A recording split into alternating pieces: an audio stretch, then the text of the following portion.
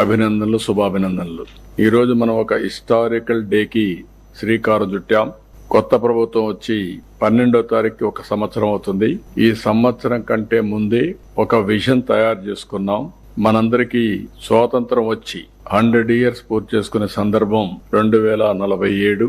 దీనికోసం భారతదేశం ప్రధానమంత్రి నరేంద్ర మోడీ గారి ఆధ్వర్యంలో వికసిత్ భారత్ 2047 ఒక విజన్ డాక్యుమెంట్ తయారు చేశారు. మనం కూడా దానికి సింక్రనైజ్ చేసుకుంటూ స్వర్ణాంధ్ర విజన్ 2047 కి మనం శ్రీకారం చుట్టాం. ఇందులో టాప్ 10 ప్రిన్సిపల్స్ మీరు ఒక్కసారి చూస్తే, పేదరికం లేని సమాజం, జీరో పావర్టీ, అదే సమయంలో P4, ఎందుకంటే ఆర్థిక అసమానతలు తగ్గించే లక్ష్యంగా P4 కూడా తీసుకొచ్చాం.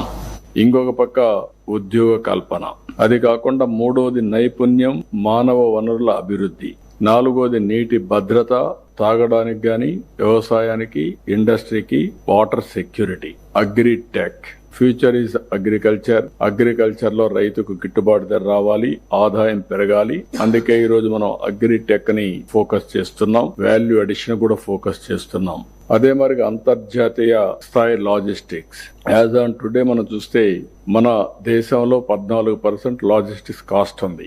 ఇంటర్నేషనల్ గా చూస్తే 8% ఉంది. ఈ 6% మేక్స్ ఆల్ ది డిఫరెన్స్. దీన్ని ఏ విధంగా సమర్థవంతంగా తగ్గించగలుగుతాం, ఏ విధంగా మనం ముందు తీసుకుపోతాం ఆలోచించడం కోసం అంతర్జాతీయ స్థాయి లాజిస్టిక్స్ ప్రొవైడ్ చేయాలనుకుంటున్నాం. ఇంకొక పక్కన ఇంధన వనరుల సమర్థ వినియోగం. మనం ఎప్పుడు మాట్లాడినా ఓన్లీ పవర్ గురించి, ఎనర్జీ గురించి మాట్లాడతాం.